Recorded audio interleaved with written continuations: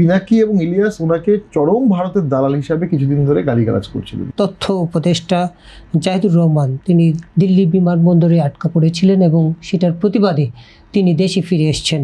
মানে এই ঘটনাকে কেন্দ্র করে আসলে ভারত কি বার্তা দিল? যদি ভারত বার্তা দিতে চায় তাহলে একটা খুবই কঠোর বার্তা দিল, তবে আমার মনে হচ্ছে ভারত বার্তা দিতে চায়নি, এটা তাদের প্রশাসনিক মিস্টেক। কারণ যে ডক্টর জাহিদ তো আমাদের এখানে অত্যন্ত সজ্জন ব্যক্তি, আমাদেরও খুব ঘনিষ্ঠ এবং খুবই সৎ মানুষ হিসেবে উনি কিন্তু প্রতিষ্ঠিত। এবং ওনাকে মজার বিষয় হচ্ছে পিনাকি এবং ইলিয়াস ওনাকে চরম ভারতের দালাল হিসাবে কিছুদিন ধরে গালিগালাজ করছিলেন।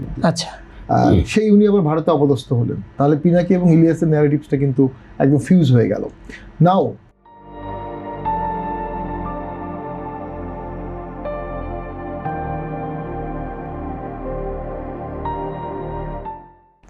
ওনার বিরুদ্ধে উনি টকশোতে বা ওনার ব্লগে ভারত বিরোধী অনেক কথা বলেছিলেন, যে কারণে ভারতের হোম মিনিস্ট্রি থেকে হয়তো তার বিরুদ্ধে একটা নোটিং ছিল। যখন এই নোটিং থাকে যে কোনো দেশেই তার পাসপোর্টটা ইমিগ্রেশনে তখন ক্লিয়ার হয় না, আমরাও এটা ফেস করেছি অনেকবার।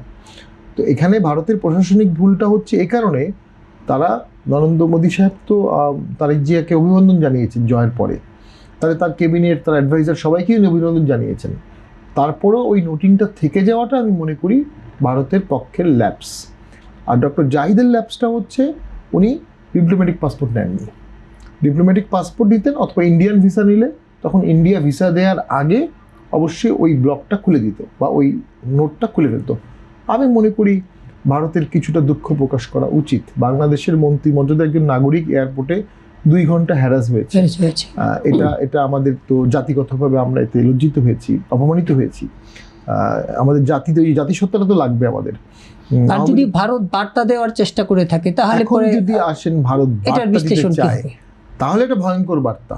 দিস ইজ অনলি সরকারের ফোর্থ মান্থ, অলরেডি আমাদের বর্ডারে বারবার পুশিনের ঘটনা ঘটছে, এটাও বাড়ছে প্রতিদিন, কিন্তু পুশিনের ঘটনা আকার বাড়ছে, পরিধি বাড়ছে। সীমান্ত বৈঠকের পরেও কিন্তু এই সংকটের সমাধান আমরা দেখছি না।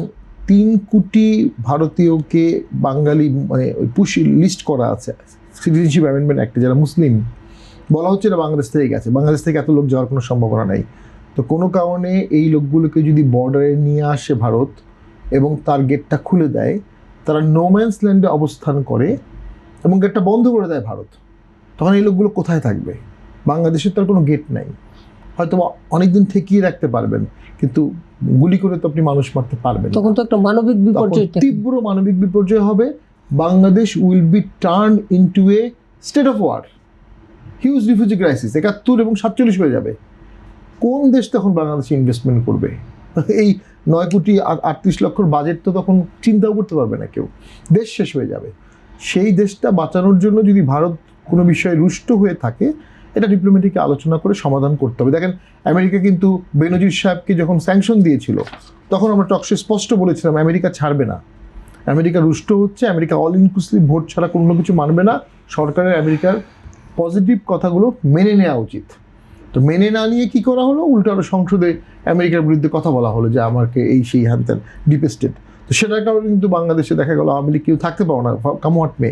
তো ভারতের মতো নিয়ারেস্ট প্রতিবেশী যদি কোনো বিষয়ে রুষ্ট থাকে, যদি কোনো বিষয়ে মেসেজ দিতে চায়, পলিটিক্যালি সরকারের উচিত সেই মেসেজটা শুনে দেশের স্বার্থ, স্বাধীনতা, সার্বভৌমত্ব রক্ষা করে ভারতকে রুষ্ট না করা, ডিপ্লোম্যাটিক ডিসকাশন, হ্যাঁ, এবং ভারতকে কোনো ডিসকমফোর্ট না দেয়। কারণ ভারতের একটা ডিসকমফোর্ট আছে, সেটা হচ্ছে বাংলাদেশ ভারতের বর্ডারের ভেতরে এবং 7 সিস্টার নিয়ে তার ডিসকমফোর্ট আছে, এবং বাংলাদেশে একসময় 10 ট্রাক অস্ত্র পাওয়া গেছে। সো ভারতের ডিসকমফোর্টটা কিন্তু একেবারে অবাস্তব না।